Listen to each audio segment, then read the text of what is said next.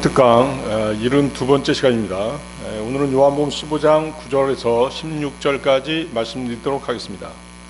나는 너희를 친구들이라고 불렀노라가 되겠습니다. 지난 시간에는 나의 제자들이 되리라는 제목으로 말씀을 나누었습니다. 누가복음 14장 26절에서 누구든 나에게 오면서도 자기 아버지와 어머니와 아내와 자식들과 형제들과 자매들과 진정 자기 자신의 생명까지도 증오하지 않는다면 그는 나의 제자가 될 수 없느니라 하고 주님은 말씀하십니다. 여기서 증오하다는 우리가 일상에서 말하는 감정적인 증오가 아닙니다. 예수님은 가족을 증오하라는 것이 아니라 주님을 향한 사랑이 모든 인간관계보다 더 크고 우선해야 된다는 그런 취지로 강조하신 것이죠. 그런데 왜 주님은 이런 강한 표현을 쓰셨을까요? 예수님의 제자가 된다는 것은 가벼운 선택이 아니기 때문인 것이죠. 자신의 삶 전체를 드리는 결정이기 때문인 것입니다. 제자들은 실제로 가족으로부터 버림받거나 또는 핍박받는 일이 있었던 것입니다. 주님은 제자됨의 대가를 미리 명확하게 말씀해 주신 것입니다. 다른 무엇보다 예수님을 더 사랑하고 우선하기 위해서는 절대적인 충성심이 필요했기 때문인 것이죠. 주님을 따르는 제자도에는 이렇듯 최고의 우선순위가 있었습니다. 그 어떤 가족관계보다도 예수님을 향한 헌신이 먼저였던 것이죠. 가족과의 관계가 주님에 따르는 길을 방해한다면 그 관계보다 주님을 선택해야 되는 것입니다. 자신의 생명까지도 주님보다 우위에 둘 수는 없습니다. 심지어 자기 자신에 대한 욕구, 즐거움, 편안함 그런 것들마저도 주님께 순종하는 것보다 앞설 수 없다는 말씀인 것이죠. 요한복음 15장에는 그래서 제자의 조건 4가지가 나왔었죠. 한번 살펴보겠습니다. 제자의 조건 4가지. 첫 번째가 그리스도 안에 거해야 됩니다. 여기서 이제 그리스도 안에 거한다라는 것을 여러분들이 오해하면 안 되겠습니다. 구원받은 사람은 즉시 그리스도의 지체가 되죠. 그리스도와 연합되죠. 근데 여기서의 그리스도 안에 거한다는 것은 주님에 대한 변함없는 믿음과 순종, 그리고 그분의 말씀 안에 머무는 삶을 말하는 것입니다. 두 번째, 제자의 조건 두 번째, 열매 맺는 삶을 살아야 됩니다. 열매는 구원받은 증거죠. 또 제자의 증거입니다. 열매는 그리스도의 생명이 드러나는 것입니다. 성령의 9가지 열매 여러분들 기억하시죠? 또 성품의 열매, 그리고 의와 거룩함의 열매, 사역과 영향력, 즉 다른 사람에게 미치는 영적 유익의 열매들을 말합니다. 세 번째, 아버지께 영광 돌리는 삶을 살아야 됩니다. 제자의 목표는 자기 영광이 아닙니다. 하나님의 영광입니다. 많은 열매를 하나님이 맺게 해주셨기 때문에 자연스럽게 하나님을 높여야 되고 그분께 영광을 돌리는 것은 당연한 것이죠. 네 번째, 순종으로 주님에 대한 사랑을 증명해야 됩니다. 제자됨의 핵심은 사랑의 순종입니다. 이것이 열매 맺는 삶을 가능하게 하는 것이죠. 그렇기 때문에 제자의 요건은 그리스도 안에 거하는 것, 사랑으로 순종하는 것, 그분의 성품과 거룩함을 드러내는 것, 그리고 모든 삶에서 하나님께 영광을 돌리는 것입니다. 자, 그러면 15장 9절로 가겠습니다. 요한복음 15장 9절 보십시오. 아버지께서 나를 사랑하신 것 같이 나도 너희를 그렇게 사랑하였느니라. 너희는 나의 사랑 안에 계속 거하라. 사랑에 대한 말씀이 계속 나오고 있습니다. 주 예수 그리스도께서는 제자들과 겟세마네 동산으로 걸어가시면서 강론을 계속하시는 것이죠. 이 강론의 내용은 그리스도인이 많은 열매를 맺기 위해서는 주님과의 교제를 지속적으로 유지하는 것이 무엇보다 중요하다는 그런 취지의 말씀입니다. 한마디로 뭐예요? 그리스도와 함께 동의하는 삶을 살라 하는 것이죠. 자, 나의 사랑 안에 계속 거하라. 자, 우리가 그분 안에 거해야 되죠. 그분의 말씀 안에 거해야 됩니다. 그러면서 또 그분 안에 사랑 안에 거하라고 말씀하시죠. 그래서 결과적으로 뭐예요? 주님 안에 거한다는 것은 그분의 사랑 안에 거하는 것이라는 것이죠. 주님의 사랑 안에 거한다는 것은 그분의 사랑에 온전히 압도되어서 점령되어서 그분의 사랑에만 의지하며 살아가는 삶을 말합니다. 여러분 그렇게 살고 계신가요? 쉽지 않죠? 주님의 사랑은 우리의 지식을 초월하는 사랑이라고 성경은 말씀하십니다. 에베소서 3장 16, 19절입니다. 거기 한번 찾아보십시오. 에베소 3장 16, 19절. 이는 그분께서 자신의 영광의 부유하심에 따라 속사람 안에 계신 그분의 영에 의하여 너희가 막강함으로 강건하게 되는 것을 허락해 주시도록 기도하려 함이라. 또 믿음으로 그리스도께서 너희의 마음속에 거하게 하려 함이니 너희로 하여금 사랑 안에 뿌리를 내리고 터를 잡아 그 너비와 길이와 깊이와 높이가 무엇인지 모든 성도들과 함께 깨달을 수 있게 하려 함이라. 그리고 지식을 초월한 그리스도의 사랑을 알게 함으로써 너희가 하나님의 모든 충만하심으로 채워지도록 하려 함이라. 따라서 주님이 나의 사랑 안에 계속 거하라고 하신 말씀은 단순히 감정적으로 주님을 좋아하라는 뜻이 아니죠. 주님이 우리에게 먼저 보여주신 그 변하지 않는 사랑 속에서 계속 머물라는 그런 의미입니다. 포도나무에 붙어있는 가지는 그 생명과 힘을 계속 포도나무로부터 받아야 되죠. 그래야지 열매를 맺을 수 있습니다. 마찬가지로 성도도 그리스도의 사랑을 붙들며 살아가야 되는 것이죠. 그래야지 열매 맺는 삶을 사는 것이죠. 그래서 주님 안에 거한다는 것은 억지로 노력해서 주님의 사랑을 얻으려는 것이 아닙니다. 자, 주님 안에 거한다, 주님의 말씀 안에 거한다, 또 주님의 사랑 안에 거한다는 건데 여기서 지금 계속 얘기되고 있는 것은 주님의 사랑 안에 거한다는 주제로 말씀드리는 것입니다. 그래서 주님의 사랑 안에 거한다는 것은 우리가 막 어떤 우리의 의지로 우리가 노력해서 주님의 사랑을 얻으려는 것이 아니라는 것이죠. 이미 주어져 있는 그 사랑을 의지하라는 그런 말씀인 것입니다. 잘 알아들으셔야 됩니다. 그리고 그 사랑을 삶의 중심에 두고 믿음 생활을 해라는 것이죠. 우리는 주님의 사랑을 잊지 않고 그 사랑을 신뢰해야 됩니다. 그럴 때 우리의 마음은 흔들리지 않고 순종도 자연스럽게 흘러나오게 되는 것입니다. 그러니까 뭐냐면 사랑을 붙들 때 순종이 유지되고 순종이 유지될 때 사랑 안에 머무는 상태가 된다는 것이죠. 자, 여러분들이 주님을 사랑한다는 것을 어떻게 증명했어요? 그렇죠. 말씀에 순종함으로써 증명했죠. 바로 그것이죠. 그러니까 이 말씀은 뭐냐면 너희가 스스로 열심을 내서 나와 가까이 하려고 애써서가 아니라 내가 너희에게 가서 전해준 사랑이 있다. 그 사랑이 너희를 지탱한다. 그러니 그 사랑 밖으로 나가지 말고 그 사랑 안에서 계속 살아가라 라는 따뜻한 권면의 말씀인 것입니다. 그리고 그리스도를 사랑 안에 머무는 사람만이 참된 열매, 즉 주님의 성품과 순종과 기쁨의 열매를 맺게 되는 것입니다. 자, 아버지께서는 예수님을 영원 전부터 사랑하셨습니다. 주 예수님도 아버지와 마찬가지로 제자들을 그렇게 사랑하셨죠. 아버지께서는 만족과 기쁨이 넘치는 사랑으로 주 예수님을 사랑하셨습니다. 예수님도 아버지와 마찬가지로 제자들을 그렇게 사랑하신 것이죠. 아버지께서는 특별하고 개별적인 사랑으로 또 끊임없는 사랑으로 아들을 사랑하셨습니다. 그와 마찬가지로 그리스도께서도 그의 제자들을 그렇게 사랑하신 것입니다. 자, 요한복음 15장 10절로 가겠습니다. 요한복음 15장 10절. 만일 너희가 나의 명령을 지킨다면 나의 사랑 안에 거하라. 곧 내가 아버지의 명령을 지켜서 그분의 사랑 안에 거하는 것과 같으리라.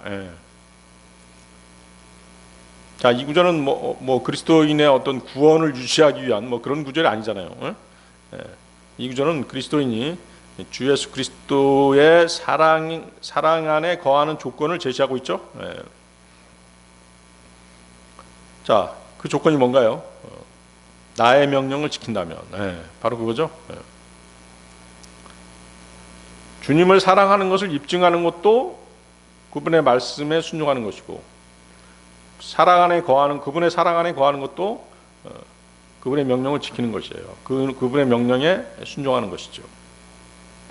자, 주님께서는 아버지의 사랑 안에 거하는 것이 내가 아버지의 명령을 지켜서 그렇게 됐다라고 말씀하시잖아요. 그러니까 순종하지 않는 곳에는 아버지를 위한 열매가 있을 수 없다는 말씀인 것이죠. 순종하지 않으면 그리스도의 사랑 안에 거할 수 없다는 엄중한 말씀인 것입니다. 그리스도와 우리와의 관계는 오직 우리가 순종할 때 지속 가능한 것이에요. 인간의 타락도 마찬가지였잖아요. 아담과 이브가 선악과를 따먹음으로써 불순종의 길을 걷게 되었죠. 그리고 인류가 타락하게 된 것이잖아요. 마찬가지예요. 주님과의 교제가 지속 가능하기 위해서는 그분의 말씀, 그분의 명령에 절대 순종해야 되는 것입니다.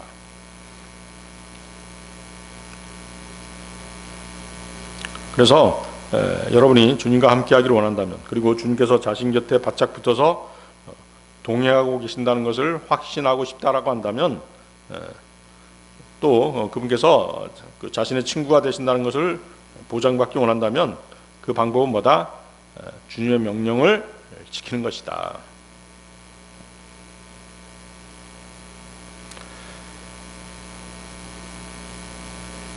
그러면 주님의 명령이 뭐였죠? 주님의 명령, 주님의 사랑 안에 거하는 것이었잖아요. 뭐 주님의 명령이 지금 뭐 여러 가지 있습니다만은 여기서는 주님의 사랑 안에 거하는 그 명령을 가지고 말씀하시는 것이에요.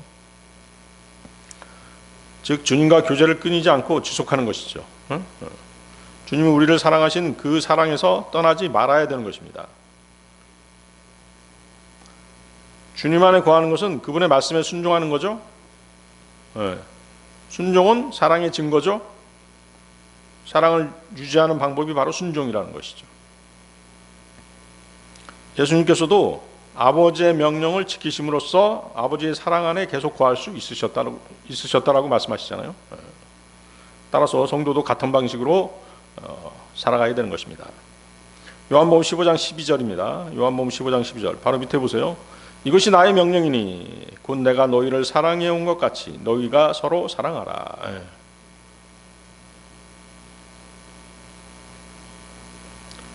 육신을 입고 오신 독생자께서는 아버지의 명령에 철저히 순종하셨습니다. 주님은 자신을 기쁘게 하지 않으셨죠? 주 예수님이 원하신 것은 그분을 보내신 아버지의 뜻을 행하는 것이었습니다. 그리스도의 순종은 결과적으로 사랑의 순종이었던 것이죠. 우리 그리스도인의 순종은 그런 것이어야 된다는 것이죠. 주님은 우리에게 그 모범을 미리 남겨놓으셨던 것입니다. 요한일서 2장 6절인데요.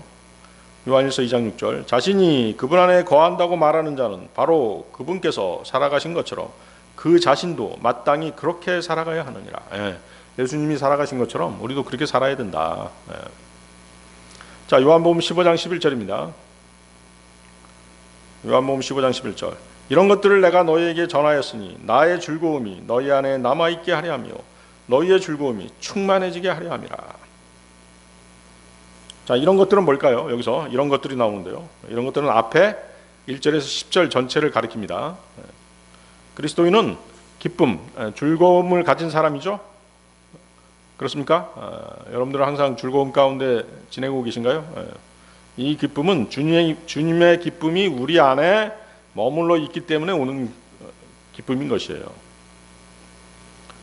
왜냐하면 기쁨은 성령의 열매 중 하나죠. 여러분들 성령의 9가지 열매 다시 한번 기억해 볼까요?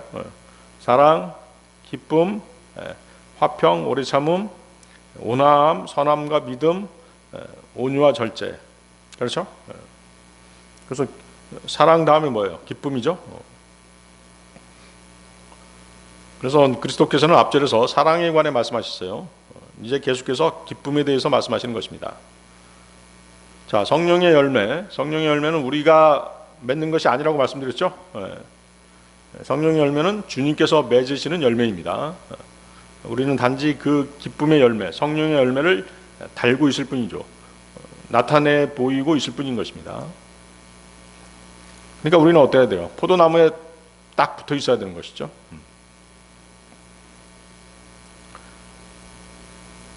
그래서 이제 우리가 포도나무에 딱 붙어 있기 위해서는 그분 안에 거해야 되는데, 그분 안에 거하기 위해서는 그분의 말씀 안에 거하고 그분의 사랑 안에 거해야 되는 것이에요. 자, 그리스도인은 주님을 사랑하고 형제를 사랑하고 성경을 사랑합니다. 그 결과 기쁨이 충만해지는 것이죠. 오늘날 대부분의 그리스도인들은 이러한 사랑이 없기 때문에 기쁨 또한 없는 것이에요. 기쁨하고 재미는 다르죠. 세상 재미라는 게 있잖아요. 거기에 또 푹 빠져 사는 사람도 있죠. 재미란 자신이 일시적으로 무엇인가를 즐기는 가운데 순간적으로 기분 좋은 것을 느끼는 것이죠. 그렇죠? 잠시 느끼다가 이제 그걸로 더 허망해지는 것이죠. 그게 세상 재미죠. 그러니까 공허한 웃음과도 같은 것이죠. 웃음 뒤에 찾아오는 어떤 슬픔, 뭐 이런 것과 같은 것이에요. 예를 들어서 게임이라든가 뭐 오락, 세상 스포츠 같은 것들이 그렇잖아요. 그렇지만 세상 사람들 어때요? 그 재미에 푹 빠져 살죠. 막 거기에 열광하잖아요. 자, 예수님께서는 제자들에게 요한복음 15장의 그 포도나무 비유를 통해서 주님과의 연합을 말씀하신 후에 나의 즐거움이 너희 안에 있게 하시겠다라고 약속하십니다. 이 즐거움은 오락처럼 뭐 어떤 감정적인 흥분이나 잠시 스치는 즐거움이 아니라 그리스도의 마음 속에 있는 기쁨이, 그리스도 안에 있는 기쁨이 우리 성도 안으로 흘러 들어온 그런 상태를 말하는 것입니다. 자, 예수님 안에는 언제나 아버지의 뜻을 온전히 행하는 그런 만족이 있으셨습니다. 하나님과 끊어지지 않는 교제의 기쁨, 그리고 순종에서 오는 깊은 평안이 오랫동안 계속해서 자리 잡고 계셨죠. 예수님의 기쁨은 어떤 상황에서도 변하지 않는 순정적이고 순전하고 영적인 기쁨이었던 것이죠. 주님은 이 기쁨을 사랑의 순종과 연결지어서 지금 말씀하시는 것이에요. 거기 요한복음 15장 10절 11절 다시 보시면 내 명령을 지키면 내 사랑 안에 거한다. 그렇죠? 그렇게 할 때 너희 안에 내 기쁨이 머물게 된다. 이렇게 연결이 되잖아요. 그래서 정리하면 기쁨, 즐거움은 순종의 열매인 것이죠. 순종은 뭐의 증거다? 사랑의 증거다. 사랑은 그리스도와 동행하는 삶, 교제에서 나온다. 그래서 기쁨은 단지 어떤 감정이 아니라 그리스도의 생명이 우리 안에서 실제로 작동하는 그런 증거인 것입니다. 예수님께서 너희 즐거움이 충만해지게 하려 함이라고 하신 말씀은 주님의 기쁨이 성도 안에서 넘치도록 채워져서 흔들리지 않는 평안과 만족으로 이어진다는 뜻입니다. 자, 우리는 포도나무이신 주님과 가지로서 연합되어 있습니다. 그렇죠? 주님께서는 포도나무시고 우리는 가지죠. 우리가 주님의 말씀 안에 거하고 순종으로 살아갈 때 예수님의 기쁨이 우리의 기쁨이 돼서 마음 깊은 곳에서부터 차오르는 충만한 기쁨을 누리게 된다는 말씀인 것입니다. 그렇죠? 자, 영양분을 받아서, 나무가 영양분을 받아서 이렇게 끌어올리잖아요. 가지 끝에까지 도달해야 되겠죠? 근데 가지가 그 영양분을 받지 못하면 어떻게 되겠어요? 열매를 맺을 수가 없잖아요. 기쁨의 열매를 맺을 수 없죠?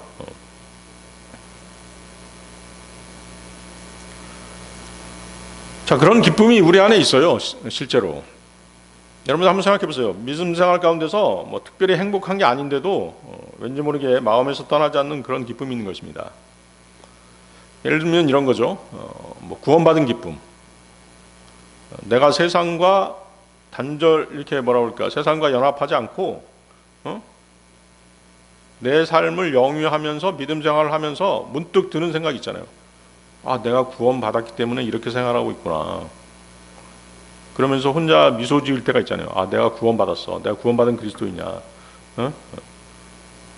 내 생활 방식은 하늘의 것들을 따르고 있어. 어? 내 본향은 셋째 하늘에 있는 새 예루살렘이야. 이런 생각들 가끔 안 해보시나요? 네. 안 해보시는군요.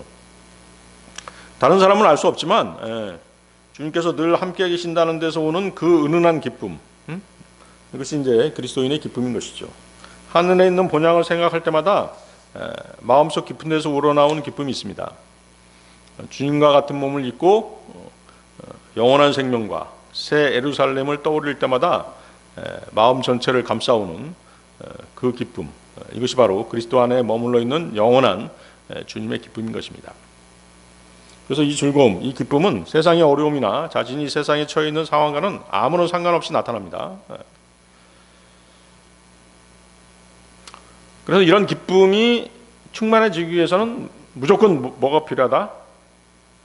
무조건 뭐가 필요해요? 순종이 필요하다. 자, 이스라엘 백성이 광야를 지나던 시절 그들은 매일 아침 이슬이 거친 자리에서 뭘 주셨어요? 만나를 주셨죠. 만나가 특별했던 것은 맛이 좋아서도 아니고 그 풍성함 때문도 아니었습니다. 가장 중요한 사실은 하나님께서 약속하신 그대로 날마다 그 자리에 내려왔다는 사실이죠. 그런데 어떤 날 어떤 사람이 만나를 더 많이 모아서 내일 것도 준비하려고 그렇게 거두었습니다. 많이 거둔 것이죠. 그러나 하나님은 매일 그날 필요한 만큼만 거두라고 이렇게 명령하셨어요.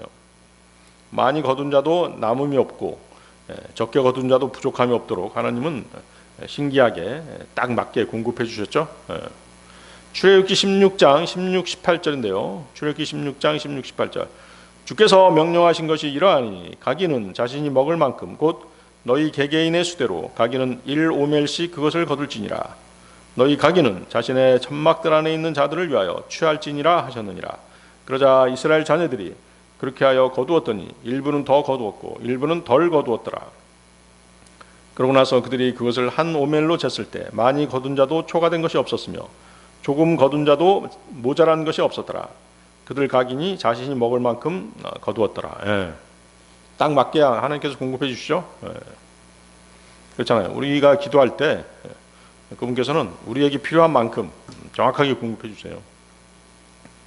자, 그런데 한 이스라엘 부모가 있었습니다. 그들은 처음에 걱정이 많았어요. 내일은 어떡하지? 혹시 만나가 내리지 않는다면 우리 아이들은 뭘 먹이지? 그래서 그들은 몇 번이나 만나를 더 거두어 보관했던 것입니다. 그런데 어때요? 그 다음 날이면 만나가 항상 벌레가 생기고 냄새가 나버리죠.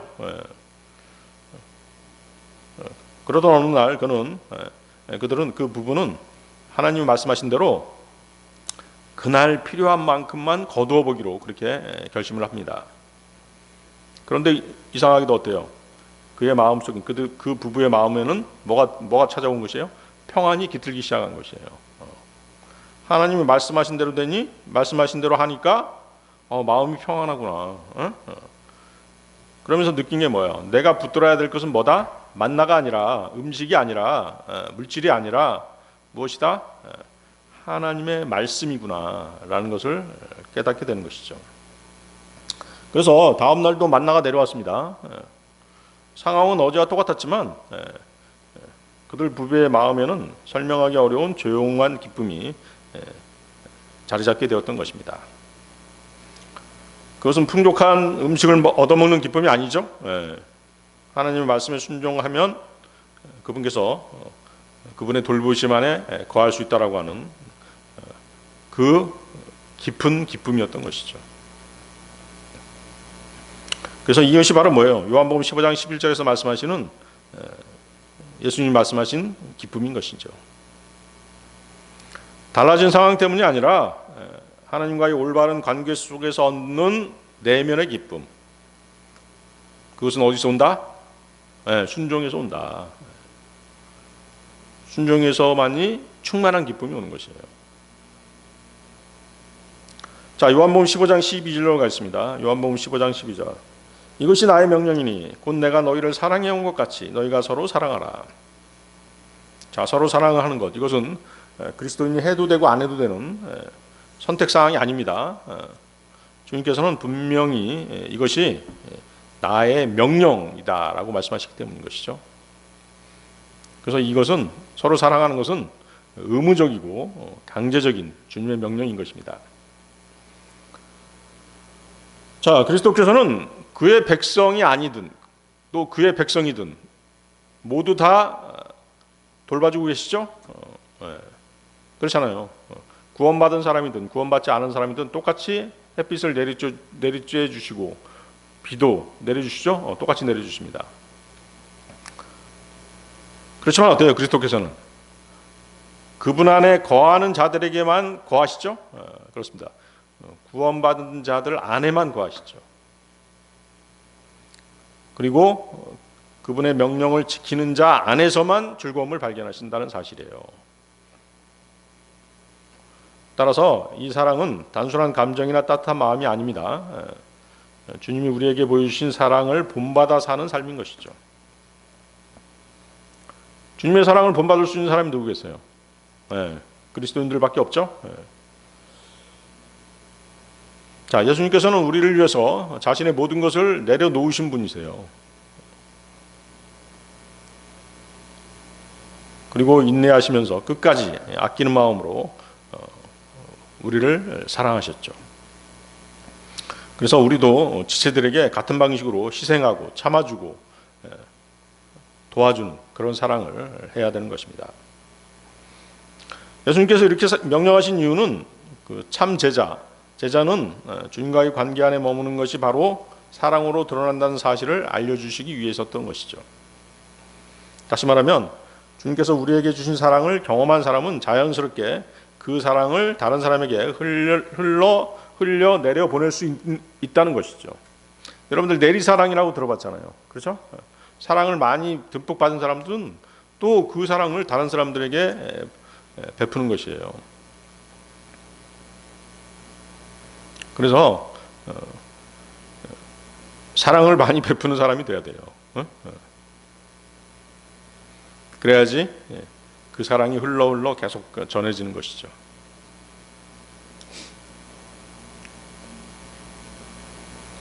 그래서 예수님은 이것이 내 명령이다라고 분명히 선언하시죠. 우리의 믿음이 진실한 것인지를 보여주는 가장 확실한 증거가 뭐다? 서로 사랑하는 삶이라고 말씀하신 것입니다. 자, 요한복음 15장 13, 14절로 가겠습니다. 어떤 사람이 그의 친구들을 위하여 자신의 생명을 내려놓는 이것보다 더 위대한 사랑은 아무에게도 없느니라. 만일 내가 너희에게 명령하는 것을 무엇이나 너희가 행한다면 너희는 나의 친구들이라. 자, 주님께서 내가 너희를 사랑한 것 같이 서로 사랑하라고 말씀하신 직후에 이 말씀을 하시죠. 자, 주님은 그분의 생명을 버리셨습니다. 아무도 주님으로부터 그분의 생명을 빼앗아갈 사람이 없습니다. 그렇죠?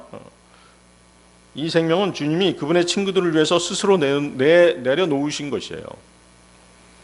이와 같이 우리를 대신해서 우리를 위해 죽으심으로써 주님은 우리를 향한 주님의 사랑을 나타내신 것입니다. 로마서 5장 8절이죠. 여러분들 로마서 5장 8절 다 기억하고 계신가요? 그러나 우리가 아직 죄인이었을 때 그리스도께서 우리를 위하여 죽으심으로써 하나님께서는 우리를 향한 그분의 사랑을 권하고 계시느니라. 요한일서 3장 16절 이것으로 우리는 하나님의 사랑을 아나니 그분께서 우리를 위하여 그분의 생명을 내려놓으셨기 때문이라. 그런즉 우리는 마땅히 형제들을 위하여 우리의 생명들을 내려놓아야 하느니라. 여러분이 주 예수 그리스도의 명령에 따라서 정말로 형제를 사랑한다면 여러분은 그를 위해 필요하다면 자신의 생명도 내어놓아야 한다는 것입니다. 그래서 주님께서도 이 사랑이야말로 위대하다라고 말씀하시는 것이죠. 주님께서는 우리에게 위대한 사랑을 요구하십니다. 여러분들은 어떻게 이 위대한 사랑을 실천할 수 있으신가요? 자신의 지체들을 위해서 자신의 생명까지도 내놓을 수 있는 이 엄청난 요구를 들어야만 주님께서는 우리를 친구로 여겨주십니다. 거기 지금 14절이 바로 그 말씀이죠. 만일 내가 너희에게 명령하는 것을 무엇이나 너희가 행한다면 너희는 나의 친구들이라. 자, 주 예수 그리스도께서는 저와 여러분을 위해서 자신의 생명을 내놓으셨습니다. 그래서 우리가 정말로 그분의 친구가 되려면 우리도 형제들을 위해서 생명을 내놓을 수 있어야만 합니다. 그것이 바로 내가 너희에게 명령하는 것을 무엇이나 너희가 행한다면 이라는 조건을 충족하는 것이죠. 자, 그런데 이 구절을 이제 뒤집어서 한번 생각해 보세요. 내가 너희에게 명령한 것을 무엇이나 행한다면 너희는 나의 친구들이라. 그렇죠? 그런데 뒤집어서 내가 명령한 대로 너희가 행하지 아니하면 너희는 내 친구가 아니다가 되겠죠.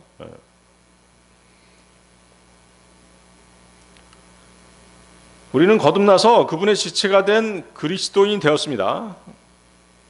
그렇다고 그분과 친구로 교제를 나누고 있는 것은 아닙니다. 여러분들이 오해하시면 안 되죠. 우리가 정말로 주님의 친구가 되고 싶다면 지금부터라도 그분의 명령에 철저하게 복종하고 그것을 실행해야 되는 것이에요. 그 14절 보세요. 너희에게 명령한 것을 내가 너희에게 명령하는 것을 무엇이나 너희가 행한다면 너희는 나의 친구들이라. 이 친구됨의 조건이잖아요.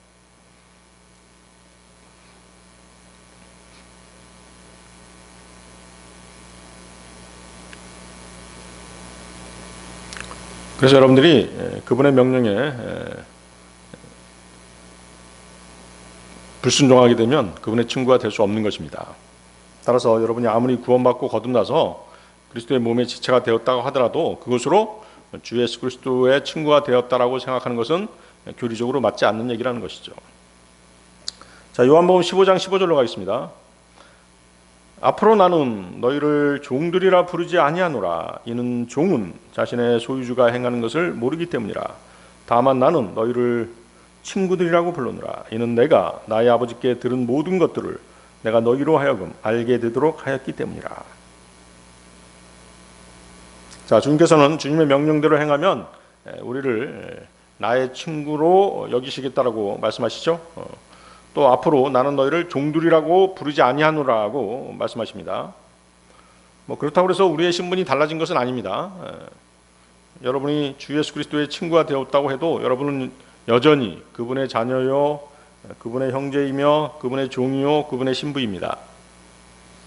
주님께서 여러분을 자녀라고 부르시고 형제라고 부르시고 종이라고 부르시고 또 신부라고 부르시고 또 친구라고 부르시는 이유가 뭘까요? 주님의 명령에 순종하는 여러분을 그만큼 사랑하신다는 증거인 것이죠. 하나님께서는 우리를 사랑하시지만 진정한 사랑은 뭐예요? 우리가 그분의 명령에 순종했을 때 사랑하는 거예요. 사랑하시는 거예요. 자, 다시 보십시오. 앞으로 나는 너희를 종들이라 부르지 아니하노라. 이는 종은 자신의 소유주가 행하는 것을 모르기 때문이라. 자, 바울 사도는 어때요? 자신을 종이라고, 주님의 종이라고 부르는 것을 아주 좋아했죠.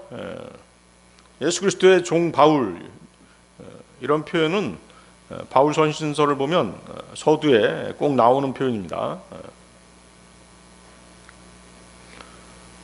우리가 이제 교제하다 보면 어때요?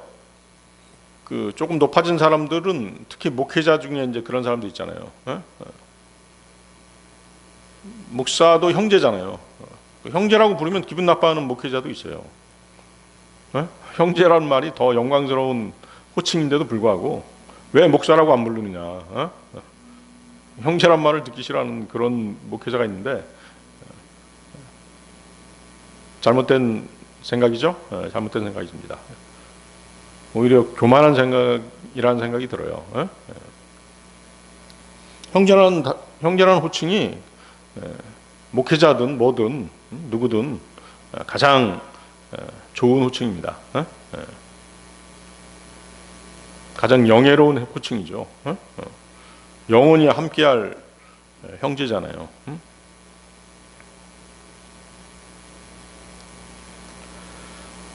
자, 이렇듯 이제 바울은 겸손했잖아요.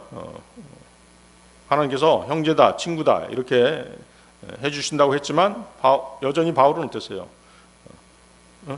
예수 그리스도의 종 바울이라고 하면서 자신을 스스로 낮췄죠. 자, 이렇듯 자신을 낮췄지만 그렇지만 바울을 향한 주님의 태도는 무엇이었어요? 종을 대하듯 하는 그런 태도가 아니셨죠? 거기 뭐라고 말씀하세요? 종은 자신의 소유주가 행하는 것을 모르기 때문이라고 주님께서 말씀하십니다.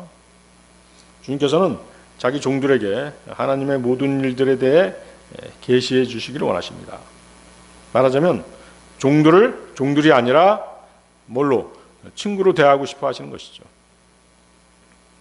바울은 예수님의 모든 계시를 다 전수받았잖아요. 그만큼 뭐예요? 바울은 자신을 종으로 낮췄지만 주님은 바울을 뭘로? 친구로 생각하시고 그렇게 모든 것들을 알려주신 것이죠. 주님께서는 하나님을 사랑하고 형제들을 사랑하는 모든 사람을 매우 친밀하게 대하십니다. 마치 비밀이 없이 마음을 다 털어놓고 지내는 친구들처럼 생각하시는 것이죠. 그래서 모든 믿는 자들은 주님의 명령에 순종할 때 주님의 친구가 될 수 있는 것입니다. 계속 보십시오. 나는 너희를 친구들이라고 불렀노라. 예수님은 제자들을 단순히 종처럼 여기지 않으셨습니다. 친구로 삼으신다고 말씀하시죠. 이것이 바로 뭐예요? 주님이 제자들을 사랑하신 증거죠. 자, 이제 이 시점에서 그 주님의 그 사랑의 증거, 그것을 한번 정리해 보겠습니다. 제자들을 사랑한 그 증거, 그 제자들을 사랑한 증거는 또 우리를 사랑한 증거이기도 하죠. 첫 번째, 주님의 그 사랑의 증거 첫 번째, 주님은 제자들을 끝까지 사랑하셨습니다. 요한복음 13장 1절인데요. 이제 6월절 전에 예수님께서 자신이 이 세상에서 떠나 아버지께로 가야 하는 그분의 시각이 왔음을 아셨을 때 세상 속에 있는 자기 자신의 사람들을 사랑하셨으니 그분께서는 그들을 끝까지 사랑하셨느니라. 주님께서는 제자들에게 포기하지 않는 사랑, 변하지 않는 사랑을 보여주셨습니다. 제자들은 자주 실패했죠. 또 많은 부분에서 부족했습니다. 그럼에도 불구하고 예수님은 끝까지 그들을 붙들어 주시고 인도해 주셨습니다. 주님의 사랑의 증거 두 번째, 주님은 제자들에게 마음을 열어 그분의 모든 것들을 알려주셨죠. 자, 종은 주인이 무슨 생각을 하고 있는지 알지 못합니다. 하지만 예수님은 제자들에게 하나님의 뜻과 계획을 숨기지 않고 알려주셨습니다. 이것은 뭐다? 나는 너희를 신뢰한다. 너희와 함께 나의 마음을 나누고 싶다라고 하는 사랑의 표현이었던 것이죠. 구약에 그런 예가 있죠. 하나님께서는 소돔과 고모라를 멸망시키려고 하셨어요. 멸하시려고 하셨죠. 근데 그 사실을 누구에게 알리셨죠? 그렇습니다. 아브라함에게 알리셨잖아요. 창세기 18장 17절인데요. 그러자 주께서 이같이 말씀하셨느니라. 내가 하려는 그 일을 내가 아브라함에게 숨기겠느냐? 자, 아브라함을 뭘로 생각하신 것이에요? 친구로 생각하신 것이죠. 하나님께서는 아브라함에게서 기쁨을 발견하신 것입니다. 그 기쁨은 믿음의 교제에서 흘러나오는 기쁨이었던 것입니다. 아브라함은 직접적으로 하나님의 친구라고 불리운 구약시대의 유일한 사람이었던 것입니다. 야고보서 2장 23절에 그 얘기가 나오죠. 야고보서 2장 23절. 그리하여 성경 기록이 성취되었으니 아브라함이 하나님을 믿었더니 그 믿음이 그에게 의로 전가되었더라 라고 하고 말하니라. 그런즉 그가 하나님의 친구라고 불렸느니라. 자, 그런데 주님께서는 요한복음 15장 15절 다시 보십시오. 그분의 믿는 자녀들을 친구들이라고 부르셨습니다. 그래서 우리는 이것을 11사도에게만 제한시켜서는 안 됩니다. 이것은 그분의 피로 사신 모든 백성에게 똑같이 적용될 수 있는 것입니다. 그러니까 구원받은 그리스도인들은 다 뭐다? 친구가 될 수 있다는 것이죠. 단 조건이 있죠. 그 조건이 뭡니까? 그 주님의 말씀에 절대적으로 순종하는 것입니다. 자, 주님의 사랑의 증거 세 번째, 주님은 제자들을 가까이 두셨죠. 친구란 서로 가까이 있으려고 하는 존재들이죠. 예수님께서는 제자들을 멀리 떼어놓지 않고 항상 곁에 두셨습니다. 함께 먹고 마시고 걷고 이야기하며 인생의 가장 중요한 순간들을 함께 하셨습니다. 주님이 제자들을 가까이 두시는 것은 사랑의 분명한 증거인 것이죠. 주님께서는 지금도 성경 예언을 통해서 신약 그리스도인들에게 그분의 아버지께 들은 얘기들을 알려주고 계시죠. 그렇죠?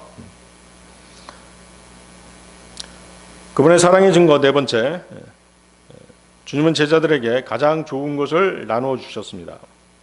예수님께서는 제자들과 함께 계시면서 아버지께로부터 받은 진리, 지혜, 위로, 약속 등을 아낌없이 주셨던 것입니다. 사랑은 귀한 것을 나누고 싶어하는 관계죠. 그렇잖아요. 사랑하는 사람에게는 가장 귀한 것들을 주고 싶어하고 또 공유하고 싶어하는 것이에요. 예수님께서는 제자들에게 하늘의 보물을 주셨던 것이죠. 마가복음 4장 11절인데요. 마가복음 4장 11절. 그러자 그분께서 그들에게 말씀하시기를 너희에게는 하나님의 왕국 신비를 알도록 주어지나 밖에 있는 자들에게는 이 모든 것들이 비유들로 행하여 졌노라. 네. 구원받은 자와 구원받지 않은 자, 또 종으로 취급받는 자와 친구로 취급받는 자 다르죠? 네. 그분의 사랑의 증거 다섯 번째, 주님은 제자들의 너무나 많은 부족한 부분을 오랫동안 참아주셨죠. 오래 참음은 사랑의 증거입니다. 고린도전서 13장 4절에 나오죠. 성도의 사랑은 오래 참고 친절하니라. 성도의 사랑은 오래 참고 친절하니라.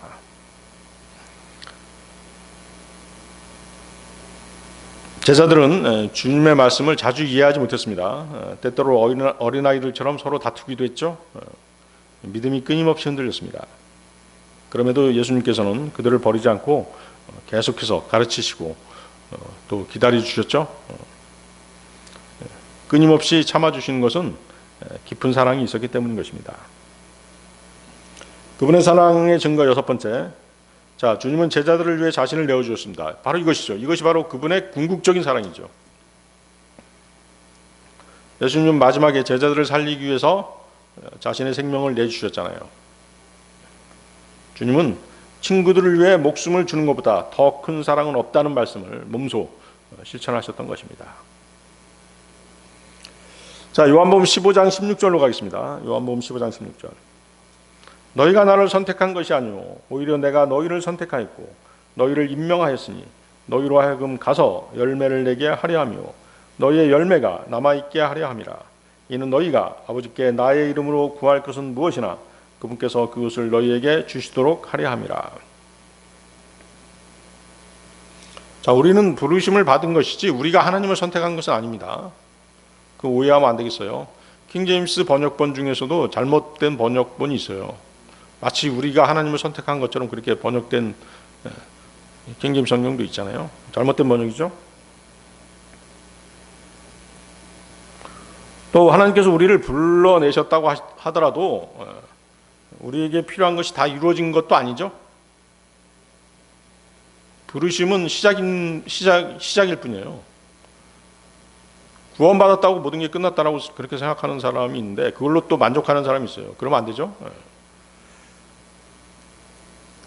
구원받은 이후에 우리는 계속해서 하나님의 말씀에, 주님의 말씀에 계속 순종하고 열매 맺는 삶을 살아야 되는 것입니다.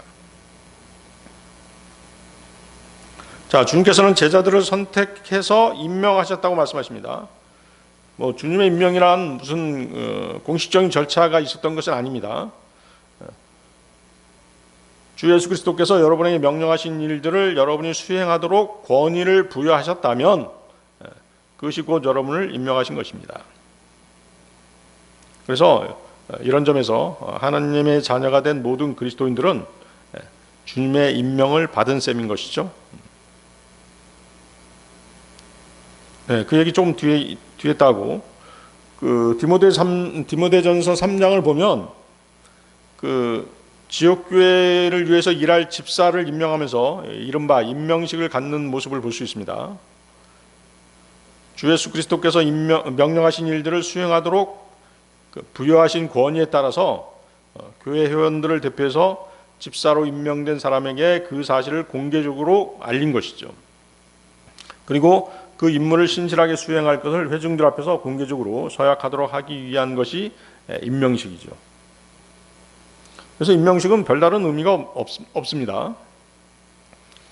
중요한 것은 하나님의 자녀가 된 사람은 모두가 주님의 명령을 수행하도록 임명받은 사람들이라는 것이죠. 자, 성경은 모든 그리스도인이 하나님의 대사로 임명받은 사람들이라고 말씀하시잖아요. 하나님께서는 모든 그리스도인에게 주 예수 그리스도를 대신한 대사가 되도록 하셨습니다. 이 대사들에게 맡겨진 임무는 뭡니까? 하나님의 화해의 말씀을 이 세상에 전파하는 것이죠. 고린도후서 5장 19, 20절이죠. 고린도후서 5장 19, 20절. 하나님께서 그리스도 안에 계셨고 세상을 그분께로 화해시키셔 그들의 범법들을 그들에게 전가하지 아니하신 것이라. 그리하여 화해의 말씀을 우리에게 유임하셨도다. 그렇다면 이제 우리는 그리스도를 위한 대사들이니. 모든 그리스도인은 복음 전파자로 임명받은 사람들인 것입니다. 복음은 목회자만 전하는 것이 아닙니다. 그리스도인은 누구나 복음을 전파해야 됩니다. 또한 구원받고 하나님의 자녀가 된 모든 그리스도인은 세상에 대해서 병을 치료하는 의사로 임명받은 사람들이에요. 세상 죄인들은 어때요? 어딘가가 영적으로 병들어 있는 것이죠. 병들어 있는 환자들입니다. 그래서 어디가 어떻게 병들어 있고 그 병을 치료하고 처방하는 사람들이 우리 그리스도인들인 것이죠. 여러분이 복음을 전할 수 있으면 죄인을 치료할 수 있는 아주 훌륭한 의사들인 것입니다. 그래서 여러분들이 구원받았다고 하면 어떤 형태든 어떤 조건에서든 항상 복음을 전할 준비를 하고 있어야 되는 것입니다.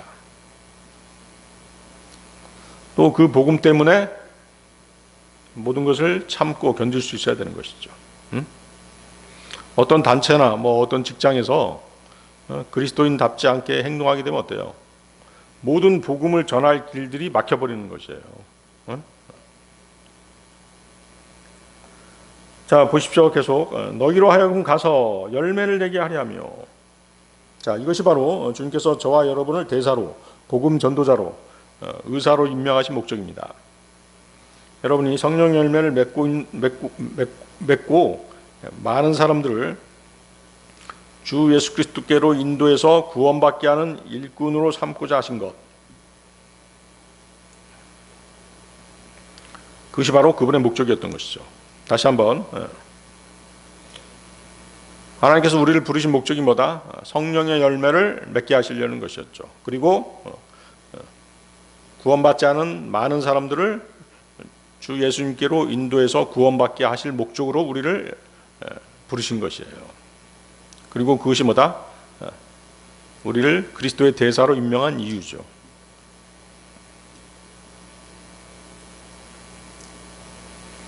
자, 먼저 아까 얘기했던 성령의 9가지 열매, 사랑, 기쁨, 화평, 오래 참음, 온화함, 선함, 믿음, 온유, 절제. 이 성령의 9가지 열매는 여러분이 그리스도인이요 하나님의 자녀로서 어떤 삶을 살고 있는가를 나타내주는 중요한 요소들인 것입니다. 아울러서 이런 요소들을 갖추고 또한 진리의 복음을 전해서 자신과 같은 종류의 사람들을 만들어내야 된다는 것이죠. 마태복음 13장 23절인데요. 그러나 좋은 토양 속으로 씨를 받아들인 자는 말씀을 듣고 그것을 이해하는 자니라. 그것은 또한 열매를 맺어 일부는 100배를, 일부는 60배를, 일부는 30배를 내느니라. 하나님께서는 창세기 1장 11절에서 그 종류대로 열매 맺는 씨를 가진 과일나무를 창조하셨습니다. 그 종류대로 열매 맺는 씨를 가진 과일나무. 그러니까 뭐냐면 이게 여러분이 복음 전도자라면 자신과 같은 종류의 복음 전도자를 재생산해낼 수 있어야 된다는 것이죠. 자신이 구원받은 사람이라면 자신과 같은 종류의 구원받은 사람을 재생산할 수 있어야 된다는 것입니다. 자신이 성경교사라면 자신과 같은 성경교사를 배출해낼 수 있어야 된다는 것이죠. 이것이 바로 뭐예요? 진리가 이 세상에 퍼져나가는 방법인 것입니다. 자신이 이렇듯 재생산할 능력이 없다면 자신에게 성령의 열매가 남아있는가를 확인하셔야 되는 것이죠. 점검해 봐야 되는 것입니다. 만일 성령의 열매가 없다면 성령의 열매가 자신을 통해서 나타날 수 있도록 노력해야 되고 주님께 성령의 열매가 맺히도록 기도하셔야 되는 것이죠. 주님께서 여러분을 임명하신 목적이 너희로 하여금 가서 열매를 내게 하려 하며 너희의 열매가 남아있게 하려 함이라고 말씀하시잖아요. 그래서 여러분들은 이 사실을 잊지 말아야 되는 것입니다. 자, 열매를 내는 것, 열매가 남아있게 하는 것에 대해서는 이제 다음 시간에 좀 더 설명하도록 하겠습니다. 그래서 자신이 거듭나서 새로운 사람으로 태어났음에도 불구하고 자신과 같은 종류의 거듭난 사람들을 재생산해내지 않고 있거나 못하고 있다면 그 사람은 자신을 점검해 봐야 된다는 것이죠. 그리고 자신의 부족한 부분을 충분히 보완해야 됩니다. 얼마든지 보완하고 또 부족한 부분을 또 잘못된 부분을 치료할 수 있는 것이에요. 영적인 문제잖아요. 그리스도인이 의도적으로 복음을 전해서 다른 그리스도인들을 생산해내고 있지 않다면 그 사람은 주님의 명령을 아주 심각하게 위반하고 있는 사람인 것이죠. 생각해 보십시오. 그런 사람은 뭐예요? 그런 사람은 새 생명을 위한 성령 열매가 필요 없는 사람이잖아요. 때문에 당연히 성령의 열매가 그 가지에 달리지 않는 것이에요. 그래서 뭐라고 말씀하세요? 열매가 맺지 않는 가지는 결국 잘려져 불에 태워지는 나뭇가지처럼 되고 만다라고 말씀하시죠. 또 짠맛을 내지 못하는 소금이라고 한다면 길에 뿌려져서 사람들에게 밟힌다고 말씀하시죠. 밟힌다는 것은 뭐예요? 멸시당하는 것이죠. 여러분들이 어떤 단체라든가 직장, 회사에서 그리스도인으로서 빛과 소금의 역할을 하지 못하면 세상 사람들에게 밟히는 것이에요. 멸시당하는 것입니다. 네, 오늘 여기까지 하겠습니다.